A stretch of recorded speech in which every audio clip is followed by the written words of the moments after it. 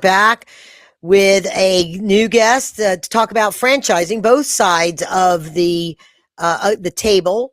Right, we're going to cover this for you in the listening audience, for our potential investors that might be thinking about buying a franchise, or what does it take to buy a franchise, buy a region, be a master franchisor, but also for entrepreneurs that are thinking, that have a business concept that they believe that they can have the ability to grow it into a franchise, regional or national. And what do you need to consider as part of that? If you're somebody out there that doing neither one of those and you are trying to decide, so which way do I go? Is franchising as a concept right? Is it better to start a traditional business, or better to start a business that's intended to be franchised? Is it, as a potential investor, so not an acquirer, but an investor, is it something that I want? What's the difference of investing in a startup that is doing a business that you like? And we're going to be, for the most part, talking about sort of meat and potatoes operating types of businesses, versus sort of an innovation that angels and venture capitalists get into. But this is a big area of growth in the world. In the US, it's a huge area. And so it's important to understand, because what we do with the Compassionate Capitalist Show is really educate the investors and entrepreneurs on pathways to reach their objectives of creating wealth. And so, as a potential angel investor, let's say, or a private investor, what are the differences of investing in a business that is a traditional type of operating business? Okay, so it's not necessarily, I mean, there are software that it can be for franchises that are powered by software. So there's innovation in there. There's innovation in processes and procedures and concepts and new ways of delivering services and solutions. And those are all unique intellectual property that goes beyond just branding. But a company that is, some hybrid model where you want to be the financial backer of somebody that wants to purchase a franchise but doesn't have the wherewithal to purchase the franchise at this moment in time, and you don't want to be active in that business. And what does that look like? So my guest today is Dan Collins. If you're watching on YouTube or Spotify, then you can see him there waiting very patiently for me to introduce him. He is an award-winning franchise investment advisor with more than 30 years of experience across franchising. And after building his career in operations, training, franchise development for high-growth brands, some that you would totally recognize, such as Arby's and Johnny Rockets, right? So he was a part of those. Now he focuses exclusively on helping high performing professionals evaluate franchise opportunities with clarity and discipline. Is it the right fit for them? Because it is a match that needs to happen in order for the odds of success, the successful outcome that they are desiring, to happen. It's not, I've learned now in various different interviews and what I've known, that you need to really take some time to make sure that you are equipped mentally, emotionally, and financially to be an owner of a franchise. And whether that's individually or owning a region where you're going to have a multi location, which we're going to also talk about those things, right? He even he was at East Coast Wings and Grill, and after just 2 years, that brand was recognized as one of the top fastest growing franchises from the Restaurant Business magazine. And so, that's, I love it when I have somebody on the show that, not only walks the walk but talks the talk. So, Dan, fill in the gaps. Like, how did you start out knowing you were going to be in franchising when you graduated college, or did it just evolve because were lucky enough because of like to get a job in a franchise, and then you learned how they operated, and that you know sort of gave the direction of the course of your career? Well, first off, thanks for having me on. Yeah, I definitely knew I was going to be in franchising when I graduated college because I worked my way through school as a restaurant manager in franchises. So I was very familiar. Went to, well, my first job, I was a dishwasher in a franchised restaurant. And I loved it. I had a great time. Um, when I got promoted to busboy and I got away from being soaking wet all day, it was even better. But yeah, I worked my way through school as a restaurant manager. I was in operations for probably the first third of my career, and then transitioned over to business development when I was with Arby's. And loved business development. It's basically helping to help franchise investors investigate the brand and make sure that it's a good fit. My job, as I saw it, was make sure it's a good fit, and the person that I'm bringing in is going to be a great franchisee once we get through the process. So I really enjoyed that, and that operations experience really helped me be a top performer every place I went. You mentioned the one place. I'll tell you the last place that I was a W-2 employee a while ago. They had 100 locations when I started. And 3 years later, we opened another 278 and had, 500 in development at that time, including those. So it was, Wow. it was acquired by private equity, but it won just about every award in franchising at the time for growth and operations and franchise satisfaction, which is very important to me, franchisee satisfaction. So it's about a year ago now. I split off on my own, and now I advise people that are interested in inquiring about franchising, and let them know what it takes to be a good franchisee and be a top performing franchisee. Because honestly, it's a lot more fun to be a top performer than just Yeah. grind it out at Yeah. as So an let's talk investor. about that. Let's talk about Sure. that. So what is the biggest misconception people bring to you when they say, "I want to buy a franchise"? There's a couple, two different sides of this. Number one is people think, oh my God, it's $1 million to buy a McDonald's. Well, it's actually a lot more than that to buy a McDonald's. Okay. But everyone thinks I can't afford that. I don't have $1.4 million. Even when I was a kid, I thought franchises were for rich people. That's why I worked for the company instead of becoming a franchisee, which now I wish I would have way back in the day become a franchisee from the beginning, because I spent a lot of my youth making other people rich. So, what they need to understand is there's a lot of financing options out there. A lot of places, a lot of my franchises, the majority of my franchisees get SBA financing. Usually it's 20 or 30% down, and SBA puts the rest up. Um, and on the other side of it, people come in and, I had people come in and say, I want to buy the entire state of California. That would be great. I would love to do that deal. However, you need to now show me a business plan that's going to support that and show me the financing you're going to be able to execute that. Or people think, oh, it's a franchise. All I have to do is write that franchise fee check. And then every once in a while, I write checks for the equipment or whatever else. And then the checks start coming in and hitting my account. Yeah, I think It's that's not the biggest automatic. misconception, that it's It's really like not a automatic. business. Right.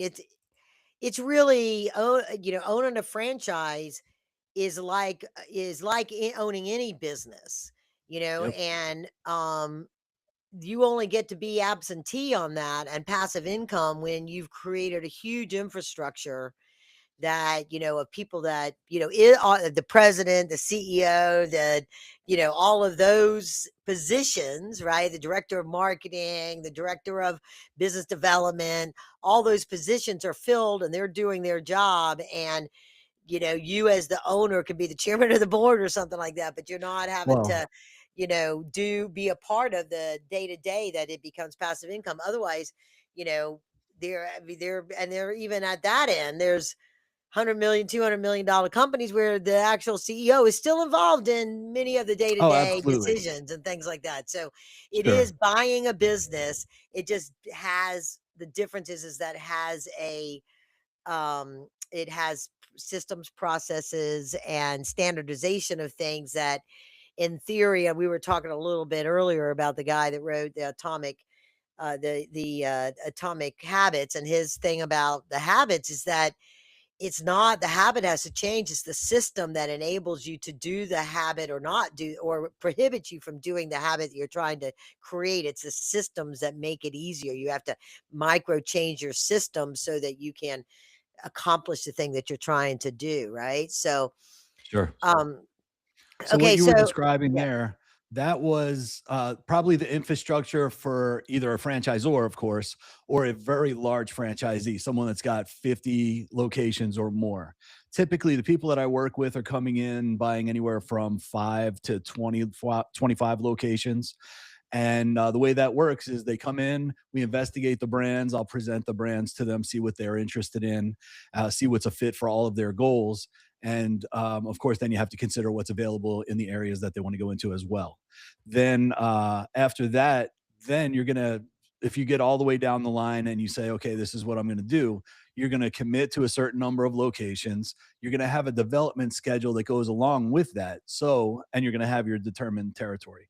So, over the course of that development schedule, you're going to have a timeline for to get each one of these up and open. And as you go, the first one, of course, you're going to have, you're going to have it staffed up with your general manager, who typically in a multi-unit development agreement like that, you're going to have somebody that's very overqualified to be the general manager of that first place, because especially if you're looking to be a little hands off, you're going to have someone that's going to have some skin in the game that's going to really manage these places as you get up and grow. So you're going to have that person's typically going to be your regional manager once you get to more than one location. And you're going to go through all the training as well, because I always recommend that the owners know how all the systems are supposed to operate. But then what happens is when you get to start looking at that second location, the manager at that first location is going to replace himself with somebody inside there. Then they're going to launch off and do it all over again, number two. And you're just going to cut and repeat every time. You get up to typically 5 or 6 locations. Now you have a regional manager that are going to run all 6 of those. Then you're going to have to hire another one for the next group. And it depends on the complexity of the concept, whatever you're looking at, how many that each person can run. Okay, so well, then that kind of leads into the question. So, if part of the formula for success, if part of the formula for success for somebody to own a franchise is to be involved in it, working inside the actual functional operations of that, seems like they would need prior experience to be able to do that. They can't just hire somebody and oversee them as a manager. I think, when we were talking earlier, like it's not so much you, so to describe that, because, if it's a Sure. restaurant, right, there's somebody a lot of times that know how to, they have, to me, restaurant is a unique set of skills that how to, man, do staffing, how to, get the right Sure. cooks in there and the kitchen operating the right way. And that usually comes from years of experience. But, there's restaurant franchises being sold all the time, and they all require the owner to go in and operate that franchise location before they No, can. actually, most of the people that I work with don't operate that. They're not standing behind the counter. They're not handing out things to the Oh, I clients. thought you said they needed They're to be not. an owner operator, and then they replace themselves and do the next location. No, that would be that regional manager person that they hired for their first location. So typically, my franchisees are never in the truck, fixing air conditioning. They're not handing trays across the counter in the restaurant. They don't do that kind of thing. My franchisees typically make sure that, first of all, there's a great culture, great people are hired, people are motivated, incentivized. They know what the KPIs are that they have to hit to make the business successful. And then once they hit those KPIs for the month or the quarter or whatever it is, then they get paid on those KPIs. So they incentivize the people, keep them pumped up, and get them paid. Their job is to make sure their culture is that everyone is killing the customers with kindness, because that's the biggest downfall I see in all the franchises that are out there, all the businesses that are out there, is what sets people apart is the level of customer service. When I've called a plumber $300 an hour for a plumber, and the guy doesn't show up. I mean, all you have to do is show up, do a great job with a smile on your face. You're now their plumber. That's happening. Yeah, And at $300 an hour, I want to make sure that that person's only calling me. And they're going to tell all their friends about me as well. So that's the one right. thing that I want you to do. Make sure you incentivize your people and make sure that the culture is kill people with kindness. Doesn't matter if it's a restaurant or a service or whatever it is. That's one of the biggest things. But then my franchisees are also responsible for making sure that the marketing is executed. Marketing is critical to the success of a franchise location. Yeah, You want to make we're gonna come sure. back to you brought up KPIs. I wanna talk about that when we talk Sure. about, like, starting up a franchise. Sure. But so what are the red flags of what you look for that somebody doesn't have what it takes when it comes to owning a franchise or buying a region? Sure. So as a franchisee, probably 90% of the people I talk to never end up becoming franchisees. And, a lot of them I only talk to for maybe 15 minutes. And that's because they wanted to be a franchisee. They thought it was a great idea, but they're not financially qualified. And basically what I'm doing is I'm just teaching them what it takes. And what I'm trying to do is I'm trying to let them down in the nicest way possible because I still want them to be enthusiastic about it. I'll let them know what you need to do is probably get a partner or probably, talk to your family and see if anyone wants to go in together with you, that kind of thing. Get an investment group going. But most of the people I talk to aren't qualified to be franchisees financially. Then out of the remainder, another factor would be, I know this sounds a little wild, but somebody that's a little too entrepreneurial. Somebody that is a great entrepreneur, has great ideas, wants to do a lot of things like that. Um, they don't typically want to follow the systems of the franchise. They like whatever it is as an idea, but the reason you buy a franchise is to follow those systems because those systems have been successful and shown to be profitable. That's what you want to do. You want to execute those systems. So those people, I don't turn them away from being a franchisee. But one of the red flags would be, how I'm going to do it at my place. I would hope that you would do it the way that it made everyone successful. That's what I want you to do. My goal is my job as an investment advisor is I want these people to be successful with their investment. So I want you to follow the systems. But that entrepreneurial drive is fantastic because what they do with that, they hire great people. I had one guy, he had a $150 roofing business and he became a franchisee of another concept. And what he did is he said, I'm going to have the friendliest people. I'm going to have the cleanest places. In the summertime, my place is cooler than their house. In the wintertime, my place is warmer than their house. My people are going to go out, open the door, and help the people get in the front. All that kind of stuff sets them apart. That's the entrepreneurial part that I want to see. The marketing part. I want you to be out there shaking hands at the BNI meetings. I want you to be out there at the at the local business market. I want you to go out to all those meetings, the Chamber of Commerce, and make sure that we're talking to those people. Wear the gear everywhere you go. Talk it up. Have your 45-second elevator speech. Make sure that every interaction you have with somebody, you mention, oh, this is what I do. Oh, yeah, you saw my place down on the corner? Stop by anytime. It's fantastic. And Those that's are the kind for of people that the are owner successful. versus the, operator that the Well, I would ideally both would do that, but the owner typically, if you came in as a new franchise owner, you're just automatically going to be excited about it, so you want to talk to oh, everybody about it. okay.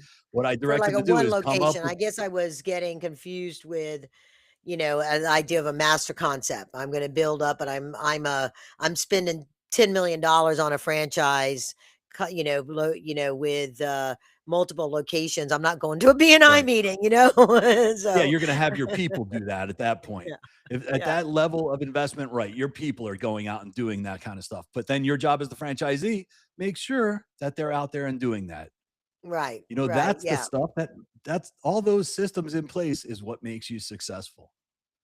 yeah, Yeah, I had and franchisees when I was a senior vice president, I had franchisees that had 150 Arby's. I had some that had 300 plus KFC, Taco Bell, and Pizza Huts.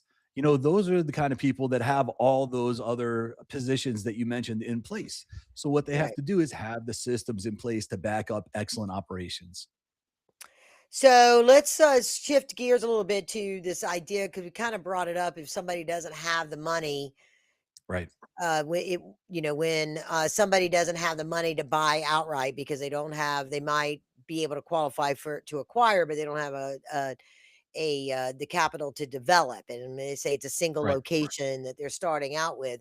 This idea of a investor and operating partner model, somebody like that might be one where they want to be involved in running it, but they need the financing. So does that work for like flipping the switch on that, where somebody that does want to sort of have passive, they know they've got somebody that's got relevant experience and owns it, and then they are going to, earn their way out of it with that passive investor still owning a smaller percentage over time.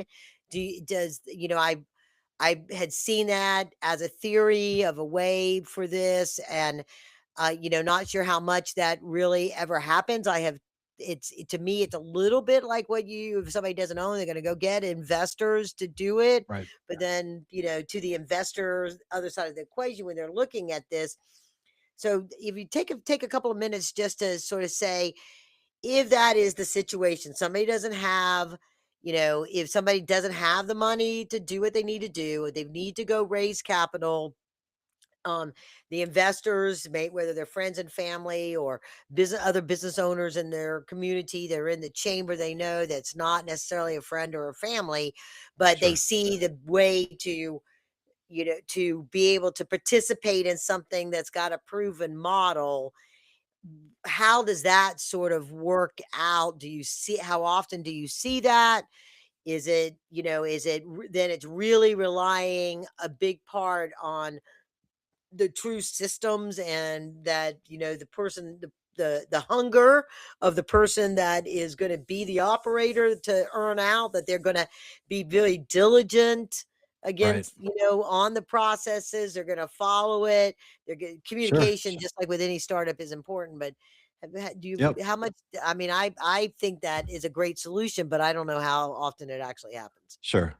Well, I've seen that in the past a lot. A lot of people, I'll tell you, interest and enthusiasm is not enough. They need to have the ability and the aptitude to execute at a high level if you're going to be an operating partner. Like I was the guy back in the day when I came out of college, I was so motivated to be successful, but I had literally nothing in my bank account. So I needed to do sweat equity. That's the only way I was going to be successful. So I would have been a perfect match. And it's funny, I got recruited by a bunch of franchisees in every concept that I worked for. They always wanted to hire me away. But I always said, I'm going to be president of this company. No, I'm staying. But that would be a great match. But what you want to do is for you to have the ability to step back and look at this as an investment, you need to have that person that's locked in. I don't want to worry that so and so is not going to show up today, and now I have to go down there and open the door. That's not the kind of investment that you want. So I love the model of the operating partner. I mean, Outback Steakhouse did that. That's exactly how they grew. Their operators at those Outbacks were an operating partner, so they had skin in the game. Same thing with Chick-fil-A. Everyone thinks Chick-fil-A is a franchise. It's not. The franchisees, quote unquote, of Chick-fil-A are operating partners. That's why it's only $10,000 to become a franchisee at Chick-fil-A, because you Oh, don't I didn't own the know that. building, you don't own anything.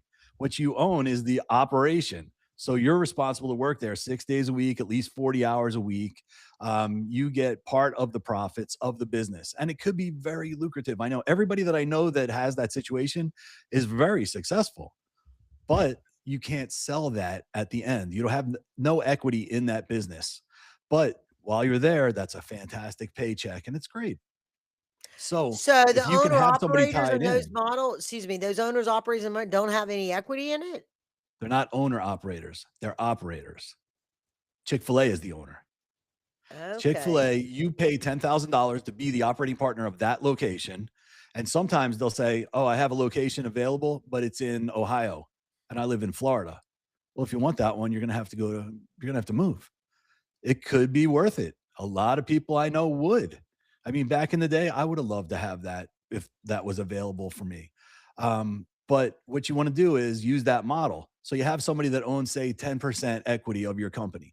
They can either put that money up, which is fantastic, or what the way I like to suggest it is most of the people, they're super hungry. They might have great attributes and they might have the ability to execute exactly what you need, but they have no capital. So what you want to do is give them ghost shares. Ghost shares would be you own 10% of this company in ghost shares. So whatever our profit is at the end of the first quarter, you get 10% of that profit. Then you could bank that to make it actual equity. So you tell me, do you want me to cut you a check for your ghost shares? And then you get your, $7,000 or whatever it is. Or do you want to put that in the bank until you own your 10% and then you would be an equity partner? What you're doing there is you're locking them in. So you don't have to worry about, oh, he's had a fight with his wife, he's not showing up. Or, oh, he had a bad customer yesterday and he's had it and he's out of here. They're not going to do that. They're going to look at it as an owner. They want to make sure that the business is profitable. The KPIs that you set with them are the ones that make the business successful. So if they hit their bonus, that's because you made a lot more money and now you're paying them 10% of that. Okay, so that I see. I love it when I'm on a show when I'm interviewing somebody and I learn something new.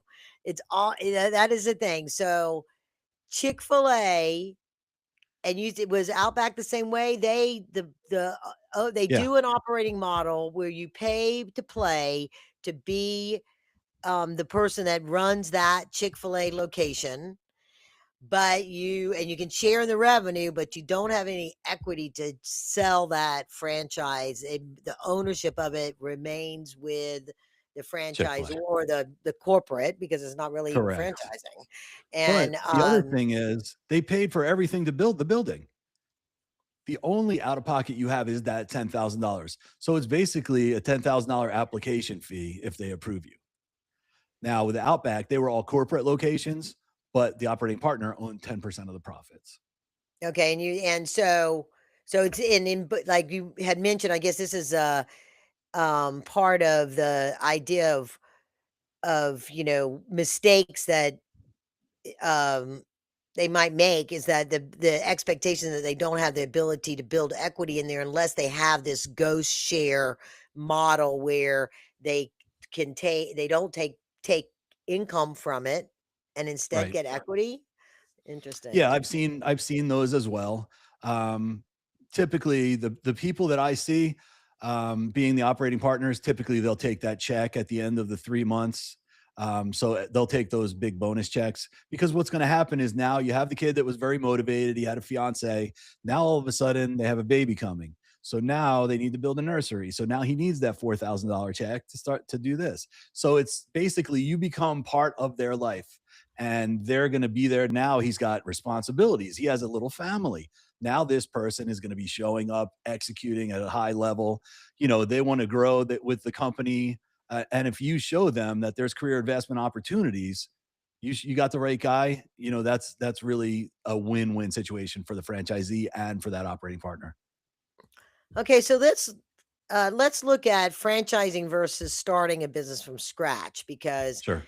I talk about this when I talk about people becoming angel investors or becoming crowdfund investors, and that, and mostly because I'm looking at the cost, like to start a business, even a basic business, right? Right. If you're not even gonna like, and comparing it to buying real estate, that the 100 grand, 200 grand that you would end up putting into real estate or starting a business that could be fundable by investors, if you don't have a clear how you're going to get to market, how you're going to generate the revenue, how you're going to differentiate yourself, all those things that you've got to have a foundation for to be able to grow your business, then don't just become an investor in businesses and take that 50, $100,000 and put it in multiple businesses where those entrepreneurs are trying to become successful and share and grow, and they're working harder. They're doing that 50, 60, 70 hours a week, work week, because they have a dream that they're fulfilling, and Sure. they don't necessarily have that, more than 100 grand to be able to start a business till they start raising capital. So, that becomes a win. So when you look at franchising, buying a franchise, you mentioned McDonald's, and so buying a franchise is not just $1 million for McDonald's, it's all the other costs that it takes to get it going, right? So look, to me, it's y- you have to already be so established and wealthy to be able to buy a franchise if you're operating particularly a big name brand franchise like that, versus starting a business from scratch that maybe you're going to create a restaurant chain or something else. So spend a couple of minutes talking about the considerations of somebody. I had used to do this presentation of, start, buy, or grow, right? Invest, start, buy, or invest. And what does that look like based on the amount of money and the amount of time it takes and the amount of effort and, Sure. before, so within that kind of a context, what have you seen, or what do you, when you're working with clients and they're trying to decide the difference of, Sure. building a Why brand don't I their just on start their it myself? own, right? Yeah. Exactly. Yep. So first off, franchises out there, their investment range is from typically the ones that I work with, 150,000 initial investment, all the way up to multiple millions of dollars if you're going to buy a territory, and it depends on the concept and all that. The big benefit that you get starting with a franchise is what you want to buy is the systems are already in place. Whatever the end product is, it could be a food product, it could be a service, whatever you're doing, the systems are already in place to execute that. The other thing, as I said earlier, marketing is so important. And when you're starting your own company, you're either going to have to hire those experts, and that honestly, hiring expensive experts is the cheapest way of starting your own business, because otherwise you're going to make mistakes. You're going to pay for it more than once if you don't hire the experts. If you have the franchise, hopefully they've already hired those experts, and the people in those positions are already great at it. And that's part of the homework that we do when they come to me and we start investigating brands. I'll tell you, there's this year, I believe it's over 4,200 franchises available for sale. 90% of them are not worth investing in. Okay. So I'm telling you, that still leaves what, 420. So that out of 420 different concepts, that's plenty to pick from. But really, there's only about 50 or 60 that I would ever present to my clients. What I look for and what you would need starting your own business, you have to have a solid concept to begin with. So that's got to be something that has legs. Like, there's a lot of interesting, cool brands that you'll see on Instagram, TikTok, and all that. But you're signing a 10-year franchise agreement. I need to make sure that that's going to be around for 10 years. If they stop posting about it on TikTok and people stop coming in the door, you still have 9.5 years left of lease payments. You need to make sure you're busy the entire time. That's why I never recommend those flash in the pan concepts. Okay. Um, So where does franchising really reduce the risk, and where does it still exist that people underestimate? And you started to talk about sure. KPIs earlier, so maybe weave Yep. in what kind of KPIs that should be considered or evaluated as part of that. Okay. So the way that you limit your kind of liability with whatever brand you're buying, some of the things I look for, number one is that brand, that the concept has to be solid and has to have legs. Then I'm looking for experienced leadership. I want to see the CEO and the senior team have experience doing this before. We're not going to buy a concept where the founder is now deciding he's going to franchise, and now he's the salesperson, and then he's going to help you with real estate, and then he's going to help you with, he's going to tell you who his marketing guy is, which is a third party that's not even working for him, and he's now going to not work for you. I want to see that this senior team is experienced and they have done this successfully in the past. Then I want to see that they have great operational support, and I want to see they have great marketing support. That's what I'm looking for, those four things, before I even consider a concept. But really, what you want to do after that, I've filtered that out. That's why I have those 50 or 60 kind of in my back pocket, that depending upon the next questions, that's what I would show you. The next questions are going to be, all right, what's your financial capability? What's available in your area? And then what are you interested in? I always put what you're interested in last, because I know what the investors need. They might be interested in something that caught their eye. Again, it's only going to catch your eye for the next year. On the next thing, someone's on to something else. And I don't want to mention any specific concepts, because I have a lot of friends in franchising and I don't want to hurt their feelings. But there's a lot of concepts out there that I wouldn't sell, because I don't think they'll be here in 10 years. And I know you're signing a 10-year agreement. Um, but then we're looking at unit level economics. I want to make sure that those top line sales have a lot of fat bottom line after that. So I don't care if you have $7 million in top line sales and nothing drops to the bottom. What are we doing? We're working for Yeah, somebody else. yeah, yeah, yeah. Because I'll tell you, the So franchisors get paid from the top line. They get 5, 6, 8%, whatever it is, off those top line sales.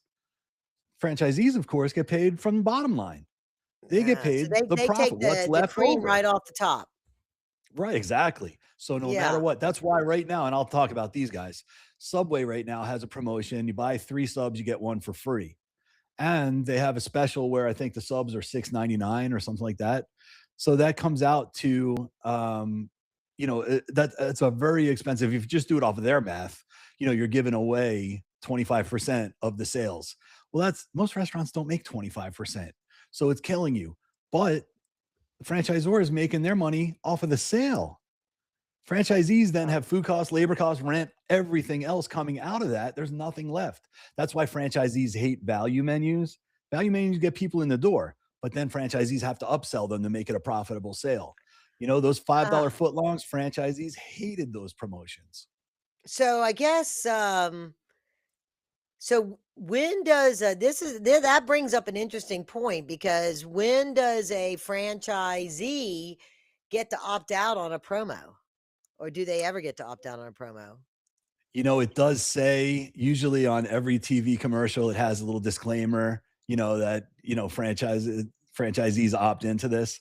But in the brands that I'm with, typically you have to run that promo because what's happening is everyone else in the market is running that promo. They're going to come to your location and you're going to have a dissatisfied customer at that point. Yeah. So typically everyone buys in because it's best for the brand, but hopefully that senior team is going to, and the other thing is the senior team will understand what's the profit going to be on this promo. It's part of when you propose a promotion like that. You have to say what would be the profit margin for the franchisee, but then also franchisees typically either have a franchise advisory council or they're going to have a marketing person that they could go to and they could say, hey, this promotion doesn't make sense when they first catch wind of it, when it's first announced. Say, hey, we're going to lose money at this. We can't do this. By the way, there's always going to be some franchisees that say, no, this is horrible, whatever you propose. There's always Yeah, going to be yeah, that yeah. small group that hates everything. Yeah. But when you run the numbers and you have to say, all right, well, in order to make this as profitable as it would be without the sale, that means this sale has to bring in X plus number of people. So at Right. that point, then I know that this was a great return on my investment. So those are Yeah. the kind of things you have to make sure of.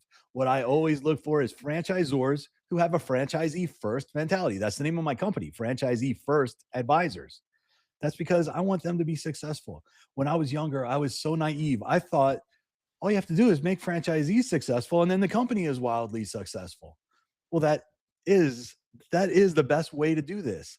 However, not all franchisors have that attitude Yeah. because again, they get paid off the top line. I'm worried about Yeah. franchisees making more money because then they'll go and buy more of these and build more. Right.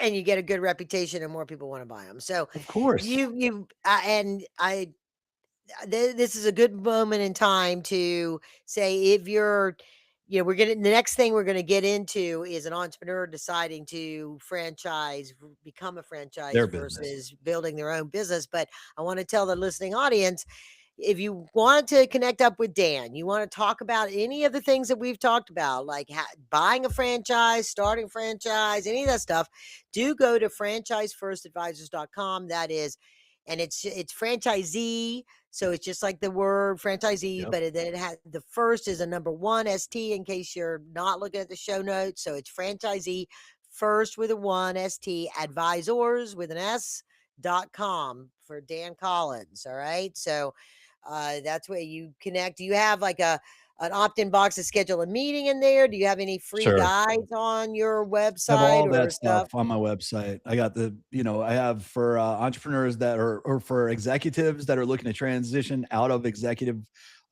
corporate work. There's a guide on there of how to do that. There's, of course, my calendar where you can just hop on my calendar. We can have a quick 15-minute meeting just to, you ask me your burning questions and we'll see if you think it'll be a good fit.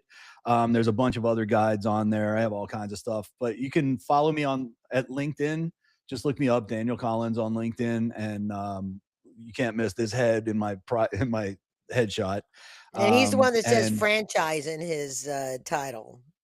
yeah, and Yeah. actually, right under my name, you'll know it. It says I love franchisee success Yeah. because that's why Right. I do this. Yeah. So for entrepreneurs who want to franchise their business, right? Yep. you know, uh, can they get started and have just a great system and strategy, like a business strategy? I'd heard one time somebody says that's all it takes. And it seems to me that you would need to have a proof of concept as a minimum, with one location being able to run without the owner, the originator, being in there in the day to day, to the Exactly. being a business owner in that sense, that they can hire all the people that they need to run that business on a daily day, a daily basis. And so talk about what it takes for an entrepreneur to actually franchise their business. Sure. So I get a call probably once every 2 weeks from somebody in that position that has a great concept and they want to franchise it. Well, I got to tell you, first off, it's two entirely different businesses. Operating a business is what you're doing now. Franchising is 100% support business. I told you I was with Arby's for 5 years. We had 3,500 locations. Arby's didn't own one of those locations. We had 162 people in the office supporting all of our franchisees that ran those 3,500 locations. So it's entirely separate business. Um, Again, to your point, you always need a proof of concept. I've had people come to me and say, "Hey, I have a great idea. Go find me a franchisee. It's going to cost $1 million to be my first franchisee." And they had no existing location. I would never do that. You have no proof that this is a great idea. If you think it's so great, use your $1 million to show me. Once that happens, then I'll talk to some people. But what you need a great concept. Again, I gave you those kind of four things that I'm looking for when we're looking at a franchisor. That's what you're going to need to be then. So you need to have your systems in place. And as you said, you need to be able to step back out of it and have it operate without you. Once that's happening, now you observe it. And then legally what you need to do to be a franchisor, you need to have a franchise disclosure document created from a franchise specific attorney. Please reach out to me. I'll tell you who the best attorneys are in the industry or who the most competent attorneys are, because you need a franchise specific attorney. Any attorney is going to say, yes, I could do it. It's just a contract. It's not. It's specific to franchising, and it's very important. Same if you're an investor looking at franchises and you want to have your attorney look at it, go to a franchise specific attorney, because he's not going to redline the document until you get him to change this, change. They're not going to change one word. I used to change not one word. What I changed in my document, I put your name, your area, what the territory was, how many locations you wanted, and then what's your development timeline. And that was it. So you're going to have to get that document done. You're going to have an operations manual created. Those are the two things you need. That's the absolute minimum to legally franchise your locations. Then there's 19 states across the country that are registration states. What you need to do is submit your franchise disclosure document, including the franchise agreement, to those states. And then they have to check it out and come back to you. They're always going to come back to you with some comments. It's rare that they just say, okay, this one's good, start selling. You can't sell until they come back and they're satisfied with your document. You might have to, most of the times, you have to put together a little addendum. So you need those items. After that, you're going to have basically what you want to do is you want to make sure that people are confident when they come in, when you start trying to sell it to them. You can't just come in and say, hey, we have the best tasting lemonade. We have 17 different flavors. This is our concept. All right, well, now what's your system? Do you have distribution to my state where I live? Because I don't live in this state. Oh, we didn't think of that. All right. Well, how am I supposed to get the product? You want to make sure that they can execute the concept exactly the way you have it here, because that's the profitable one wherever they are. You want to make sure it's duplicatable. Yeah. Okay. So as we start to wrap up here, let's talk a little bit. Uh, let's talk about market trends and opportunities. Like, what are there certain franchise sectors that are hot right now, or that's driving demand as an industry? Sure. And there are any sectors that are oversaturated and risky despite their popularity? Yep. I'm laughing because that's the number one question I get when people get on a Zoom with me. What's the hot thing right now? I'm not going to tell you. What the hot thing to me is, making money. That's all I'm interested in. Yeah. So whatever the hot thing that you saw was, like a while ago, it was, oh, this special swirly ice cream cone was the hot thing. And the franchises were selling out like crazy. And now I have franchisees calling me up saying this was the worst business decision I ever made. I never sold one of them. but they're telling me I just sold, I just got rid of these. Now I'm looking to get into something profitable. And they see all my stuff on LinkedIn is all about making sure it's a profitable unit level economics and all that stuff work. So they reach out to me and say, I want something like you're talking about. Yeah. So I'll tell you, I spent a third of my life in franchised food locations. I rarely recommend food franchises. Reason being, as soon as I got out of it, I got into the service industry and I said, I've been working way too hard. I mean, the profit margins are super thin. I remember when I was with Arby's, they used to have a big board up on the wall and it showed, here's a packet of sweet and low and it cost, 5 cents or whatever it is. And they were trying to let the kids know, don't give out all this stuff because there's not much profit left at the end of the day. And if you do that, that eats into everything. Oh yeah, they Uh, totally grab a handful. I'm like, I throw when I go, I 19 need ketchups. two. Give me Right, two exactly. mustards or I don't two want to have a this. drawer full of these at home. I know. And then what do? I got like if you go camping, they're worthwhile because you I got an suppose. easy thing to carry on camping. But it's like sometimes and it'll just be Right, like you'll get the bag and it'll be like two napkins, but 10 ketchups, or right. 20 of something. The math doesn't work on that. Exactly. So I want to make sure once I got out of that and got into the service business, I realized, all right, well, the profit margins are fatter. The initial investment was much lower because you don't have to build a restaurant. And then the employees typically, when I was at Arby's, it used to take 13 employees to run $1,000 hour. And that was, I mean, now we're talking 25 years, 26 years ago. So it's been a long time. But still, that number of employees to bust out $1,000 hour to be profitable, and then they can only work there for an hour and a half, and then I had to cut labor. Otherwise, I'm eating into all the profits from that $1,000 hour. So, once I got out and I realized, all right, we're dealing with, say, a HVAC concept. Now, all right, I have a technician. He makes more money. He costs me more, but there's only one of him in the truck. And now the ticket that I'm getting from the client, is he's only what 10% labor to me now because of the ticket that I'm getting out of this service. So I Okay. said I was working way too hard. So I never recommend what's hot right now unless somebody comes up to me with a blockbuster, and I kind of have my finger on the pulse of franchising, so I know what's coming. In fact, we have the Franchise Expo South coming up next week in Miami or in Fort Lauderdale here, so I'm going down to that one to see if there's anything new. But really, I'm just going to see all my friends in the industry. Um, Sure. but what I always recommend home services, pet concepts, and kids concepts. Reason being, they're recession resistant. Doesn't matter what the economy is. If my air conditioning goes out down here in South Florida, Friday night, it's triple time to get the guy. I'm paying it because it's going to Yeah. be 90 degrees in here. I'm not going to be able to sleep anyway. So, your plumbing goes out, you're calling. You have to get your house painted. Doesn't matter what the economy is. And then with pets and kids, people spend more money on that than they do on themselves. It doesn't matter. So you have a good, solid concept with good unit level economics. That's what we look at. So those are the ones that Yeah. I usually recommend to people. And I think, it's sort of an adage that's used when it comes somebody setting up a traditional hair business or something like that. Location, Yep. location, location, right? So Right. I would think that deciding if this is what I know and I want to do and I want to go build this business, that as like just what we would say a startup, you would go and see what your competition is when you're dealing with a community type of a service or a business like that. It's like, what is how many potential customers are in this geographic service area that you can actually service.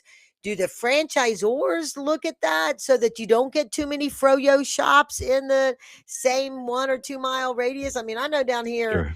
in where I am in Peachtree City outside of Atlanta, we're like, do we really need another pizza place? Why do Right. we in our 40,000 population have 8 pizza places? You know what I mean? Sure. And it's like there's Well, I'll tell you. maybe one that's an individual. They're all franchises. And so Right. like it just to me it seems like does anybody if the owner or whatever doesn't figure that out, is the franchisor, do they limit, like I know they do for their own stuff, you can only have one and so much, but do they look at their Right. competition or do they say, oh, now that there's 4 fast food restaurants or a mini made there, then we'll open up another one there because we know there's people that want to buy it, or a massage thing or a chiropractor, one of the franchise chiropractors, will open up a second one there. Like, does Sure. that mathematics go into the idea like it would for somebody starting a business? I'll tell you, anybody that I would refer you to would absolutely have all the software it takes to know exactly how many households, what's the average household income. We do all the demographics, all the psychographics, all the competitive analysis, and then what I like to do is a market optimization map. So it shows me exactly who the competition is, where are my customers for this concept, because a good concept knows who their customers are. And now with cell phone information, you're going to get everything you need to be able to slice and dice that information and know exactly where my locations should go. So if you say I want a five unit territory, they're going to show you a map with usually 6 or 7 areas that say, okay, these locations would go here. If you pull one of those off, the map will adjust and say, all right, if this is only a 5 or 6 unit territory, then this is where we say it would be optimal to have those locations. And So they're they factoring definitely have that. in competitors. Yeah, absolutely. Now, when I was the development person, I was senior vice president of development in charge of, locations, real estate, sales, legal, all that stuff. I would always say I'm very generous with territory because I want you to go out and hit a home run with every location, but I'm going to hold tight on that timeline. That's what you get for having all of that territory. You don't get to just gobble up a bunch of territory and then not develop. I'm going to be knocking on your door saying, hey, you got one coming up in 3 months. It's time to sign that lease. So those are the kind of give and take that you have. And I can help share that with anybody that wants to talk to me, of, what can I negotiate with this person? Yeah, Typically yeah. you have some wiggle room in a couple different things. Okay, great. So, any final comments that your thoughts that you wanted to share? And of course, everybody, it's franchisee first advisors to Yep. go to, get more information. Little golden nugget to leave the audience with, Dan. One thing I would say is number one, it doesn't cost anything to work with me or any franchise consultant that does this. What I would say is definitely don't go and buy a franchise without talking to me or someone like me. Franchise consultants, I'll tell you, are a dime a dozen on LinkedIn. Make sure you scroll down to see what their experience is, that they know what they're Sure. doing and they've done this before. Just because it's in the title doesn't mean they know what they're doing. So you want to be with somebody who knows what they're talking about. But definitely years of experience to help you make a smart, informed decision. That sounds like a good closing line. I thank everybody for tuning in. Please, it's really important to the growth of this podcast. If you like it, the Compassionate Capitalist Show, if you tune in on a regular basis, give us some 5 stars, give us some love because the podcast players all, and a review would be terrific. They all care about that stuff, and that's how this show gets amplified. We want to continue growing up the line on Apple. So good conversations like this with Dan can be found. And, the entrepreneurs that are listening and other entrepreneurs and investors can be smarter about how they create wealth as a compassionate capitalist. And with that, I will say onwards and upwards.